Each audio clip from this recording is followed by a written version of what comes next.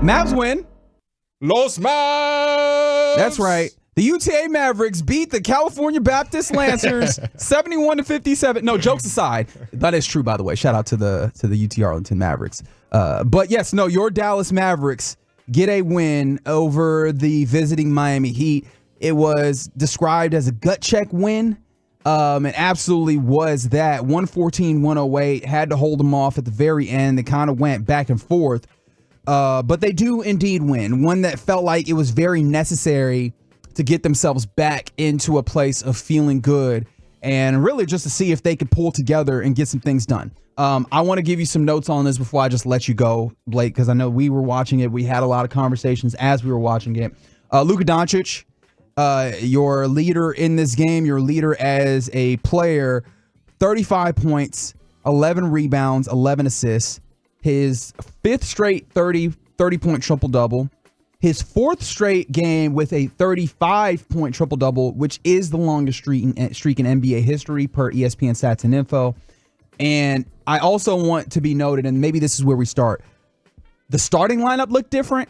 The closing lineup looked different. As we know, closing lineup is more important, but both of those things were different. What did you feel about the changes that Jason Kidd made? First of all, what did you see and what did you like or dislike or what have you? So we kind of highlighted it earlier. They were finding that weak side guy, that backside guy, the guy that is... And when we say they, you mean like the Miami Heat were attacking him. The Miami Heat were... Where's the Dallas Mavericks' weakest defender? Where's the weak side defender on the court that time going down there as well? And a lot of times it was Luka. A lot of times it was Tim Hardaway Jr.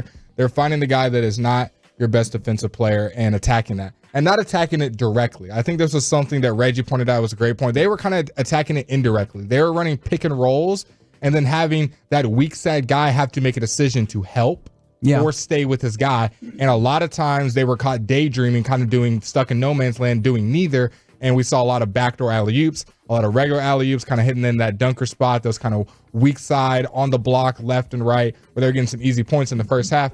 And it looks like they made a little bit of adjustments with their drop coverage and kind of some different lineups out there.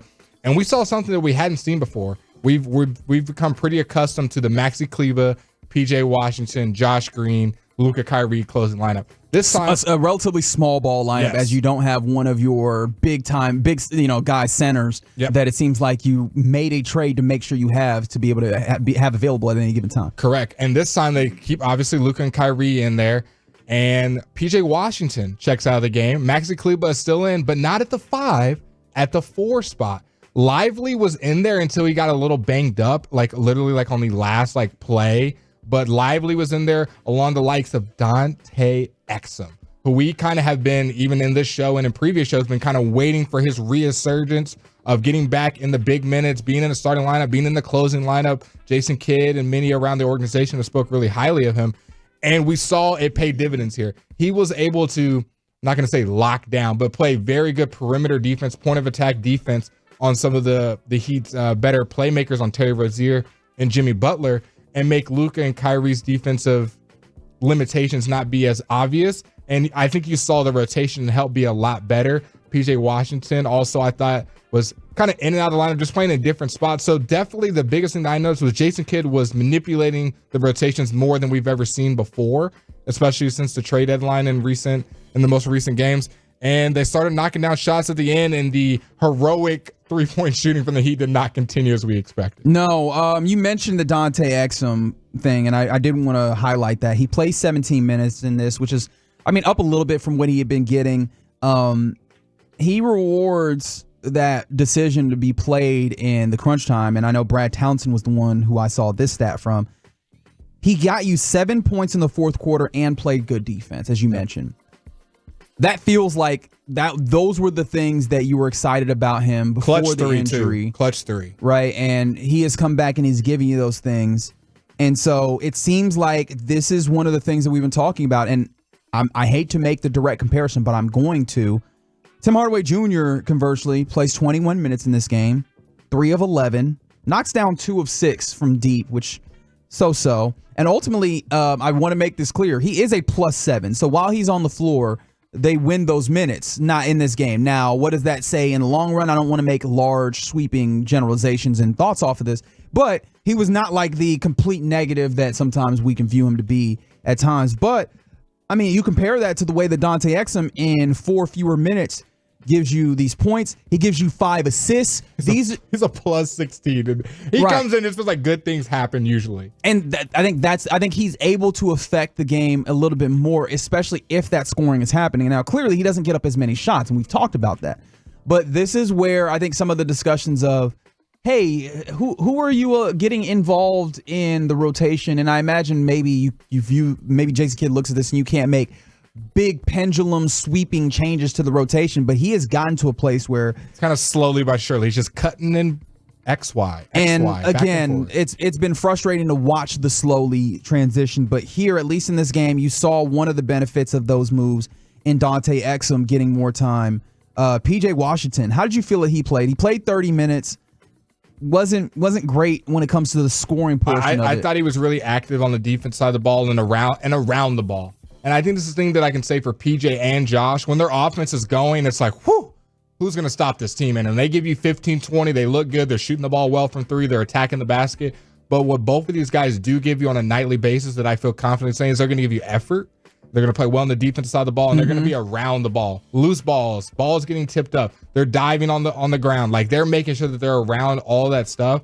So I can always appreciate that from PJ. I think that's why fans are always going to hold him to a high regard, because a high motor is something you can always appreciate. It's the reason that the fans love Daniel Gafford from the first minutes that he stepped out there. That's true. I think that's the way that sometimes people feel a certain way about players on the team, where it's like, hey, at least try your hardest. That's one thing that's like, hey, okay, you're trying, but things aren't going to well. Dwight Powell, I know he gets a lot of grief, but the energy is never not there. The energy is never not there. Yeah, but that immediately undercuts a little bit of what you were talking about. I don't think you're wrong, right? I think you're right in saying that fans appreciate effort and energy. Yeah, but the Dwight Powell is where I think that maybe gets stretched a little Goggles thin. Dwight Powell will save us. No, but let's talk about centers real quick, because we talked about the ways in which they went back big in that closing lineup, which I think was important. And I don't know if that's just an individual decision for this game when you're facing a team that you do not anticipate being a great 3-point shooter, and they're not necessarily going to stretch you out and make that 5 position have to guard wide as much. Hey, man, between Derek Lively and Daniel Gafford, they played 45 of 48 minutes when it comes to having a center on the floor, right? Like, this is talked about that. This is a lot closer to what everybody anticipated when you make the trade to have a backup center of the caliber of Daniel Gafford, or however you want to view it, as a starting center or whatever. But, like, you have 2 of those guys, and this is a lot closer to, I think, what people expected.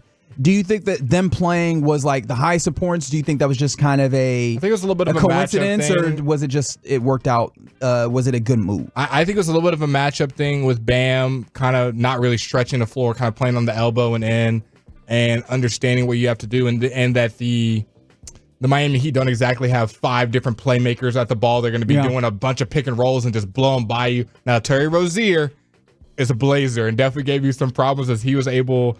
How many points? 27 points, 11 assists. Like he was the tip of the spear for the Heat tonight. He was the Tyrese Maxey. He was a Tyrese Halliburton. He's just that. That's one thing I don't think the Mavs have fully figured out, with like these really speedy guards that can create out the pick and roll and can play make and make it hard on that drop coverage. But I thought that they did decent at that. I think we're starting to see more of Maxi Kleber at the 4, and I think that might become more of a staple. As much as me and Reggie even talked about, we don't mind it, and some that he plays the 5. I don't know how much more we're going to see of him exclusively at the 5, unless it is for a specific reason and it's very obvious. I don't know how many more scheduled minutes he'll get at the 5. I think there's a lot of things to give them credit for. I don't think that you look at, hey, there's a win and now it's all fixed any means, because there was many times during the course of the game where I personally, and I can be a negative Nancy, I understand that. Well, I personally am looking at the defensive things, and I still see a lot of places where you can be taken advantage of. But you saw them get into some passing lanes. You saw them kind of get their hands on, as you mentioned, hands on the basketball at times, get their hands in passing lanes. And I feel like when you do at least enough of that, your offense can then make a level of difference, especially when you have, a great night, for a really good night from Luka, a solid night from Dante Exum, while you didn't have a great night from Tim Hardaway Jr., right? Like having more guys and having more opportunities of getting some great play from elsewhere, besides having to just depend on, is it an Tim Hardaway Jr. shooting night? Kyrie Irving was solid as well. Oddly enough, and I don't know how much you want to talk about this. If you don't want to, we can move right past it. Again, plus minus isn't the end all be all, but Kyrie Irving is a -7, meaning the minutes that he had all the way across were in net negative. How do you view that? It's a weird thing because when Kyrie's out there, he's usually out there with Luka, and obviously it's very dependent on Luka, the ball movement and all that good stuff. And then he also gets those split minutes where Luka's not out there, and they're kind of running with that bench unit a good amount of times, and it's kind of looped into some other guys. So was that like the second quarter where it felt like that he couldn't miss? Yeah. And like in that third quarter, or was it the second or third? It might have been the third. It was the second. I think it was the second because in the third, that's when they went on that 14-2 run. They outscored the Heat 37-25. I think Kyrie's a guy that. I think we were talking about who's the most important Maverick down the stretch, and he is one where I think if they really want to be we want to make it to the Western Conference Finals, high aspirations. I think Kyrie, how he's playing during that stretch where he was like 27 a game and shooting very efficient from the field, he's got to do that.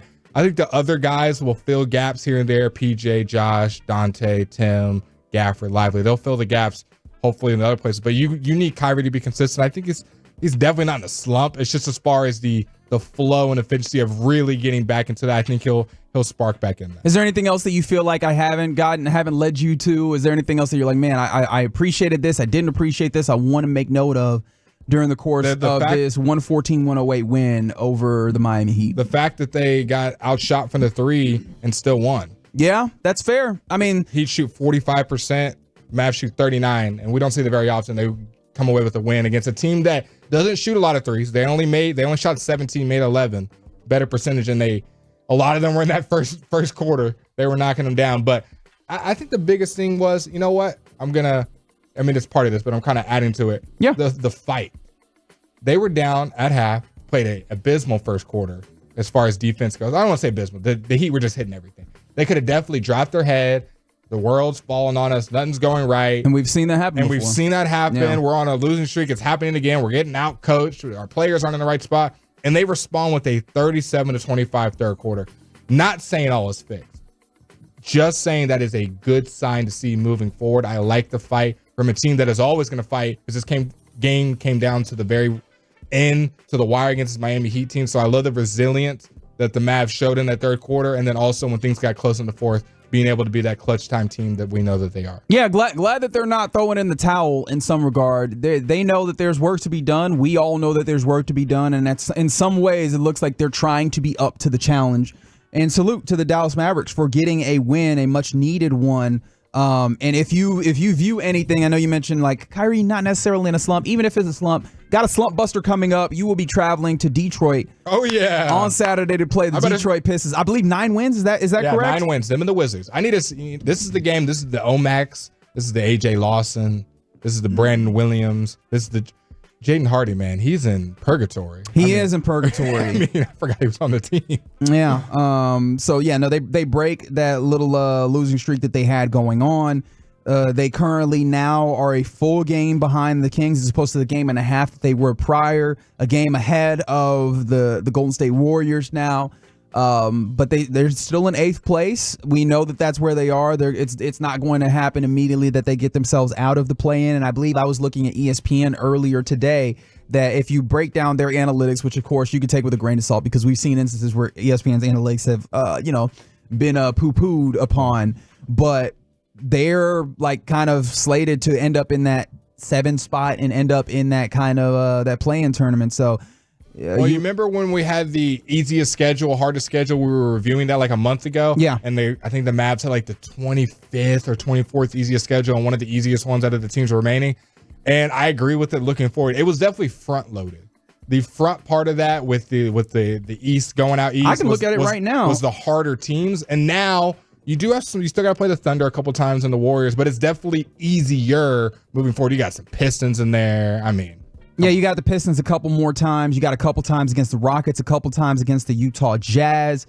Ultimately, I guess including this game, if I remember correctly, 26th of 30 when it comes to schedule difficulty, meaning that they have the 5th easiest schedule from this point on, their opponents. notching a .466 winning percentage down the stretch. Still got 2 against the Thunder. Hey, we take care of them. We know what happens against the Thunder, baby. 3 against the Warriors. Those will be fun. That could be any type of game. A couple against the Sacramento Kings. So yeah, it'll be interesting to see how this goes. It gets a little bit easier, so hopefully that will help the Mavs out, and they start their way towards the end of the season with a win against the Miami Heat, a team that we know is going to play. The Pistons have 10 wins. They're 10-52. Oh, did they get a win? Good for them.